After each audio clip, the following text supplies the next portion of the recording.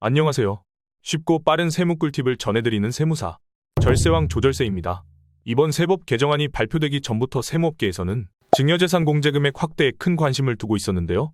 24년 개정되는 증여세법에 해당되는 분들은 이 내용을 모르고 가족 간에 증여했다가 땅을 치고 후회할 수 있으니 꼭 영상을 끝까지 시청해주세요. 이번 영상을 통해서 원래라면 신혼부부가 각각 1억 5천씩 총 3억을 증여받을 경우 각각 1,000만원씩 둘이 합쳐 증여세를 약 2천만원 가까이 납부해야 하지만 이제는 한 푼도 안 낼 수 있는 구체적인 방법을 설명드릴게요. 바로 결론부터 말씀드릴게요. 결혼을 앞둔 분들에게는 주목할 만한 내용이 발표되었는데요. 이번 개정안에서는 혼인하는 자녀에게 증여해주는 경우 공제한도 1억을 더 추가하기로 개정되었어요. 결혼을 앞둔 자녀들의 주택 구입 및 전세자금을 부모가 지원하는 경우 세금 부담을 완화해 주기 위해 정부가 혼인에 따른 증여재산 공제를 신설한다고 언론에서 계속 언급해 왔었는데요. 당초 언론에서 언급하던 1억 5천만 원이 아닌 1억 원까지 공제해 주는 것으로 상속세 및 증여세법이 개정되었어요. 현행 상증법에 따르면 성인인 직계비속이 직계존속으로부터 자산을 증여받을 경우 10년간 5천만 원을 증여재산가에게서 공제하며 미성년자는 2천만 원을 공제하고 있는데요. 혼인에 따른 증여재산 공제는 기존 증여재산 공제와는 별도로 신설되는 공제이기 때문에 직계존속이 직계비속에게 증여행위를 했을 때 적용해주는 10년간 5천만 원과는 별도로 추가 적용이 가능해요. 기존의 증여재산 공제 5천만 원을 단순히 전체 1.5억 공제라고 확대 해석해서 문의하시는 분들이 많으신데요. 아쉽지만 혼인 목적의 결혼자금에 대해서만 1억 원을 추가 공제 적용해준다는 점 유의하셔야 돼요.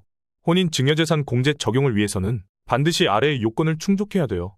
첫째, 직계 존속으로부터 증여를 받아야 돼요. 수증자, 즉 받는 사람을 기준으로 부모님, 조부모님, 외조부모님은 직계 존속에 포함돼요. 둘째, 혼인신고일을 기준으로 신고일 이전 2년 내부터 신고일 이후 2년 이내 증여받는 것이어야 해요. 혼인 증여재산 공제 제도 취지를 살리기 위해 결혼 전후 공제 기간에 한정된 증여에 대해서만 혼인 증여재산 공제를 적용해주고 있어요. 셋째, 혼인에 따른 증여재산 공제는 2024년 1월 1일 이후 증여분부터 적용되는데요. 이 부분이 핵심이니까 집중해서 시청해주세요. 새롭게 신설된 법안인 만큼 예시가 많이 없어 궁금하실 만한 몇 가지 사례를 예로 들어 간단히 설명드릴게요. 2022년 5월 1일에 혼인신고를 했고 2024년 1월 1일부터 2024년 4월 30일 사이에 증여하는 경우 혼인신고일로부터 2년 이내이고 2024년 1월 1일 이후 증여가 이루어졌기 때문에 혼인 증여재산 공제를 받을 수 있어요. 2023년 혼인신고를 했고 2023년 증여하는 경우 혼인신고를 한 날로부터 2년이 지나기 전이긴 하지만 2024년 1월 1일 이전에 증여행위가 이루어졌으므로 정말 아쉽지만 혼인 증여재산 공제가 적용되지 않아요. 쉽게 말해 개정법안 적용일인 24년 1월 1일 이후의 증여가 아니면 전부 해당 사항이 없다고 보시면 돼요. 청약 등의 이유로 혼인신고를 바로 하지 않고 아이가 생기고 난 뒤 혼인신고를 하는 신혼부부들이 많으신데요. 2022년 1월 1일에 결혼식을 치르고 2023년 1월 1일에 혼인신고를 한 뒤 2024년 4월 30일에 증여하는 경우 혼인에 따른 증여재산 공제는 결혼식 기준이 아닌 혼인신고를 한 날을 기준으로 계산하고 있기 때문에 증여일이 2024년 1월 1일 이후이고 혼인신고일로부터 2년 이내라면 혼인 증여재산 공제 적용이 가능해요. 혼인 증여재산 공제는 생애 1회만 받을 수 있는 걸까요? 혼인 증여재산 공제는 혼인의 횟수와 관계없이 공제가 가능해요. 만약 이혼 후 다시 재혼을 하는 경우 처음 결혼하면서 혼인 증여재산 공제를 받았다고 하더라도 재혼 시에는 종전에 받은 공제와는 무관하게 새롭게 공제가 가능해요. 혼인 증여재산은 꼭 현금이어야 하나요? 혼인 증여재산 공제에 있어서 증여재산은 꼭 현금이 아니어도 되는데요.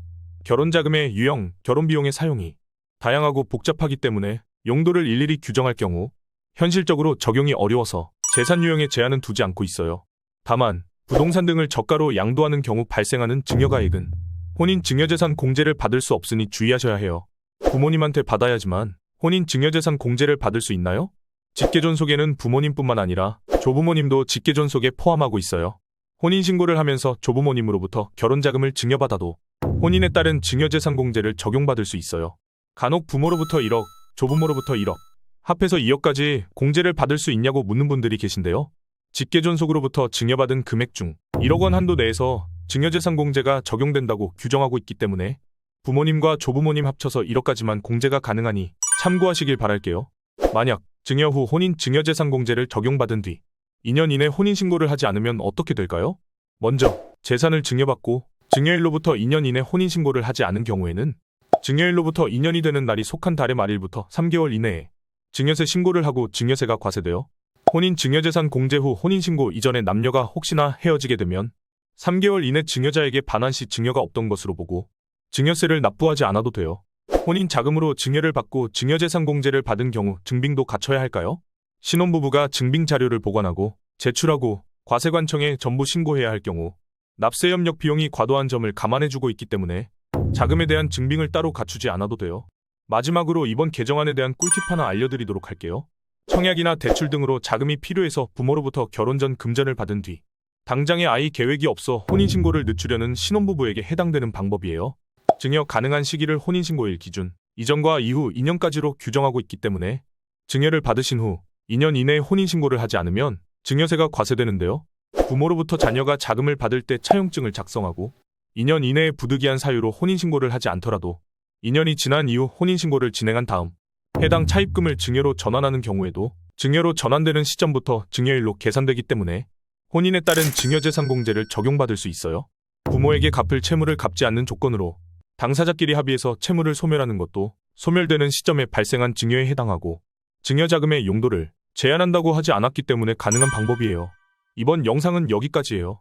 부모가 자녀에게 증여하는 경우 증여재산 공제 한도가 5천만 원으로 제한돼 있어서 10년간 물가 상승으로 결혼비용, 내 집 마련에 필요한 금액이 증가하였음에도 불구하고 공제 한도가 적다고 느끼신 분들이 많았을 텐데요.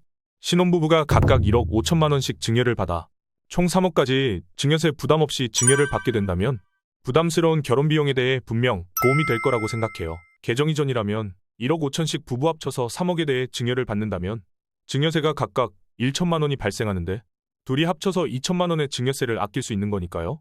혹시라도 올해가 가기 전에 증여를 앞두고 계신 분들은 잠시만 미뤘다가 꼭 24년 1월 1일 이후에 증여를 하시는 걸 추천드려요. 한편으로는 소득 상위 10%만 혜택받는 부자감세라고 보는 시선도 있어요. 이번 증여세법 개정 이전에 이미 증여를 하신 분들도 많이들 아쉬워할 것 같고요. 하지만 어떠한 법 개정이든 모든 국민을 만족시킬 수는 없기 때문에 지금이라도 해당되시는 분들은 잘 활용하셔서 절세하시길 바랄게요. 다음 영상에서도 어려운 세무 지식을 핵심만 쉽고 간결하게 정리해서 현명하게 절세할 수 있는 다양한 꿀팁들을 알려드릴게요. 끝까지 시청해주셔서 정말 감사합니다. 구독과 좋아요, 알림 설정으로 돈 버는 세무 상식을 놓치지 마세요.